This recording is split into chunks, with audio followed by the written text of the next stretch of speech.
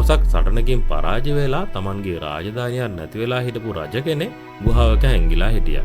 එයාගේ හිත බලාපොරොත්තු සුන්වීමෙන් පිරලා තිබුණා. හැමදේම ඉවරයි. මං පරාදයි. ඔහු හිතුවා. එහෙම ඉන්නකොට එයා දැක්කා පුංචි මකුළුවෙක් ගුහාවේ එක බිත්තියක ඉඳන් අනිත් බිත්තියට දැලක් හදන්න උත්සාහ කරනවා. මකුළුවා එයාගේ නූල අරගෙන පනිනවා. ඒත් හුළඟට ඒක ගසාගෙන යනවා. ආයෙත් පනිනවා, ආයෙත් වැරදෙනවා. රජතුමා බලාගෙන හිටියා. 6 වතාවක්ම මකුළුවාගේ උත්සාහය අසාර්ථක වුණා. ඒත් 7 වෙනි වතාවේ මකුළුවා එයාගේ නූල අනිත් පැත්තට සම්බන්ධ කරගත්තා. ඊට පස්සේ ඒ එකම එක නූල පදනම් කරගෙන එයා ලස්සන ශක්තිමත් දැලක් හදන්න පටන් ගත්තා. රජතුමාට එකපාරටම ලොකු දෙයක් තේරුණා. මේ පුංචි මකුළුවා 7 වතාවක් උත්සාහ කරනවා නම් මම එකපාරක් පෙරදුනා කියලා මගේ උත්සාහය අත්හැරියේයි. ඔහු ඒ ගුහාවෙන් එළියට ගිහින් ආයෙත් එයාගේ සේනාව එකතු කරගෙන සටන් කරලා එයාගේ රාජධානිය ආපහු දිනාගත්තා.